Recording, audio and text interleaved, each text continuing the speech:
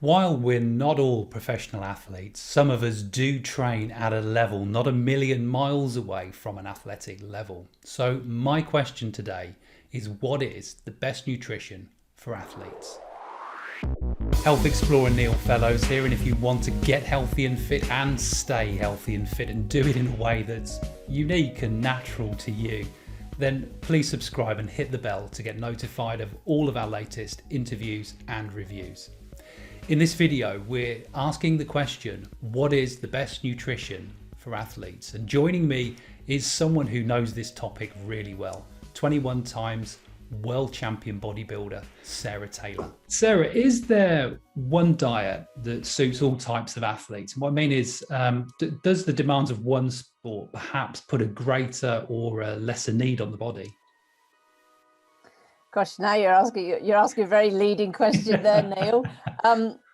The answer really has to be no, unfortunately. Because everybody is unique, they really do need their nutrition sort of tailored to them. And even if they're not a professional athlete, but they're still a high level exerciser, there are certain things they need to do. And the traditional paradigm sort of says that if you're a bodybuilder, you need higher protein requirements. If you're an endurance athlete, you need higher carbohydrate requirements. If you're kind of a burst athlete, then you probably need a mix of both. But there's plenty of bodybuilders who are vegans, for example. Or that's the other thing. Bodybuilders, you've got to eat the meat. There are plenty of bodybuilders who are vegans. As long as they're getting the right amount of protein, then they can still build muscle. There are also plenty of endurance athletes who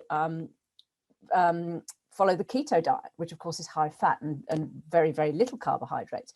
What they do tend to do, however, there is a truism that endurance athletes who do follow the ketogenic diet do tend to do cyclic ketogenic, where they will have an amount of carbohydrates around their training, because carbohydrates, I guess that is the one thing that is in common with all athletes, really, whatever your sport is and whatever your level is, that recovery can be enhanced by the consumption of carbohydrates. So that probably is the one thing that actually is common across all sports, really. So unfortunately, the answer to your question is actually no. there isn't an endurance athlete diet or a bodybuilding diet or a swimming diet. I was just curious, actually, as to whether or not that was true.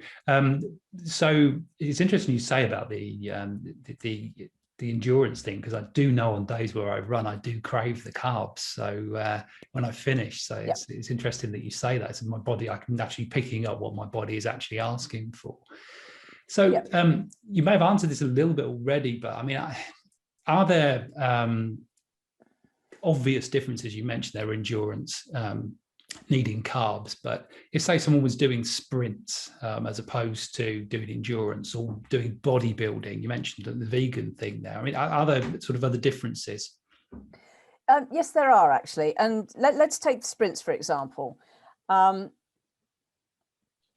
Carbohydrates generally are the body's preferred source of fuel. It breaks down to glucose, which is easy for the body to use. Now, protein does also break down to glucose as well. However, it's just much harder for the body. So the body has to really work very hard.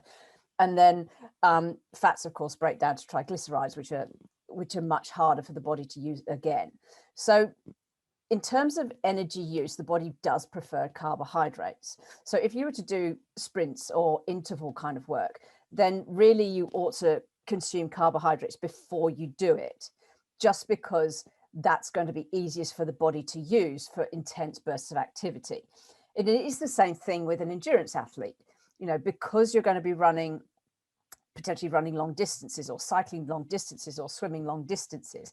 You're going to need a store of glucose for the body to use and give you that energy. However, there is a caveat, of course, because the longer your endurance event is, the body can only store a certain amount of carbohydrates before it runs out. So this is where you get your endurance athletes, they hit the wall, particularly marathon runners, they hit the wall because their body is literally depleted of all carbohydrates.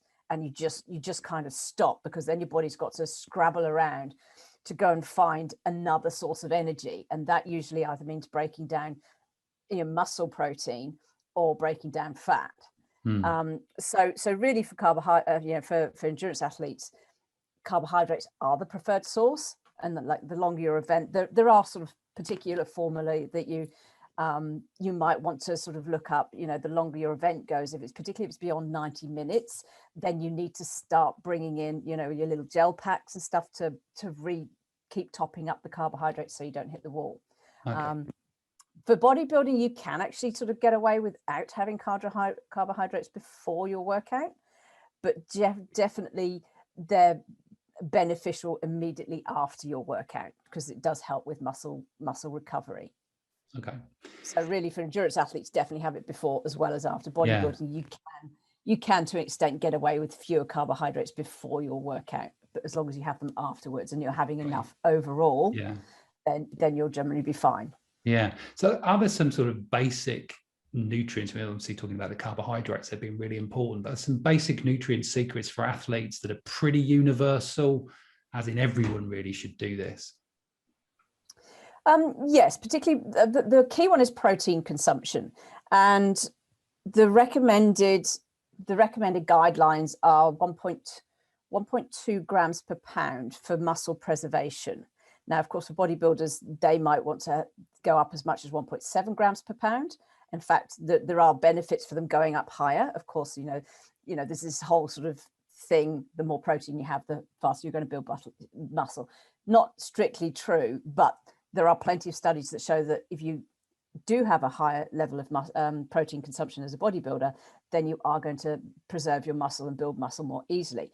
But for endurance athletes, protein consumption is also incredibly important because the longer your event, the more likely you are that your body is going to break down muscle protein.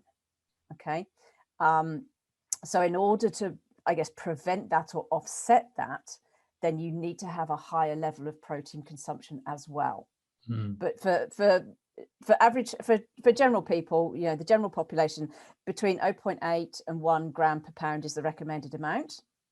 For athletes, really 1.2 is probably the minimum. So if we're talking kilos, then that's what, 2.4 grams per kilograms. Yeah. Okay. So general population 0.8 to 1 gram per pound. Athletes really should start at 1.2 grams per pound. Per pound of body weight we're talking about. Per pound of body weight, yeah. And then there are recommended sort of minimums for fats, and that's kind of age dependent. So if you are in your 30s, what is it? I think you can get away with, sorry, I can't quite get this right, if it tapers off or tapers up as you get older, but generally as long as you're having, again, 0.4 to 0.6 grams per pound of body weight, then that's the recommended minimum fats. For anybody, even if you're not an athlete, that's just the amount of fat that you should be eating per day. But there are sort of age, there are age tiers in that, but as a general rule, that is the amount of fat that you should be eating, irrespective of whether you're an athlete or not. So I'm talking with the 21 times world champion bodybuilder Sarah Taylor at the moment about the best nutrition for athletes. If this information is helpful, please do give us a thumbs up because it really does help the channel. So I want to talk to you. I mean, I'm now 52, so recovery is an important part of this whole thing for me now. So I want to talk to you. Are there some foods that are really good for recovery? Well, actually, there's a supplement that I swear by, and that's L-glutamine. Absolutely swear by that. And it's attributed with a range of benefits. Primarily, healing of the gut lining is one of them. Immune system, boosting your immune system is another, but it can also help recovery after sport. So that's a supplement that I absolutely swear by, and I swear it's why I don't get sick. Swear blind. In terms of foods, again, we come back to the carbohydrates. Particularly if you're a natural athlete, we do have to have that caveat. If you're a natural athlete and you're not on any performance enhancing substances, the type and choice of food is incredibly important. And for recovery post workout, kind of irrespective of the sport, you really want to be getting some kind of nutrition into you as quickly as possible. Okay, so that tends to mean simple carbohydrates, sort of, your rice, honey, sugars, even those kind of things. Really simple, because they break down very quickly, and they can be absorbed and help boost recoveries much more quickly. See, and then some kind of protein. Whey protein is, again, particularly fast digesting. And that's why most sort of, elite athletes, they straight after their workout, they're chugging down their protein shake. Yeah. If you're just a sort of more recreational athlete, it's not so important. As long as you have a decent meal that contains some protein and some carbohydrates, within about an hour to an hour and a half of your workout, that's generally fairly adequate. If you are at that next level, then post-workout nutrition becomes incredibly important, and you really do need some proteins and some simple carbohydrates as soon as possible. Are there some foods like antioxidants that an athlete should make sure that they include in their diet?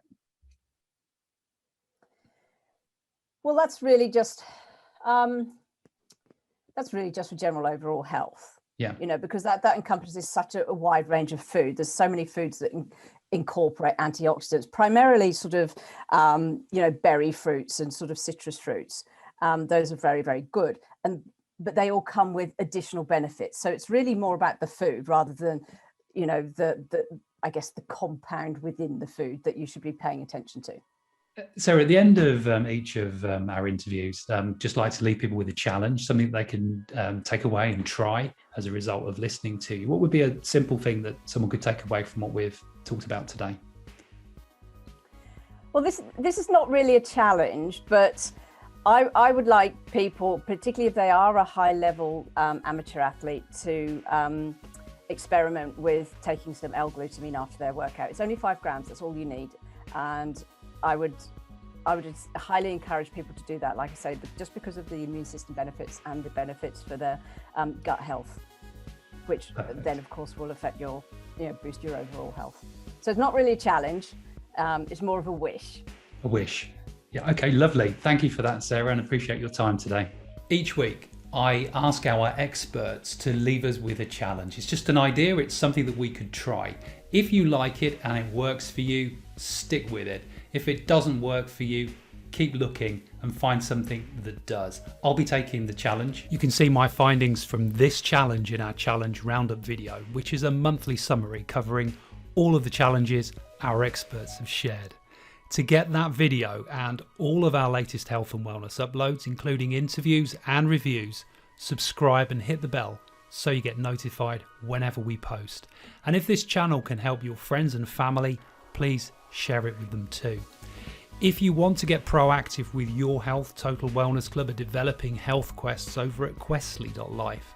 Join while we're developing the site and get access to health quests that immediately personalise your health. You'll get to identify which of 10 critical health categories need your attention. You'll be able to track your progress, and you'll be able to help us develop the platform too. I'll put a link in the description, and I'll see you in the next video.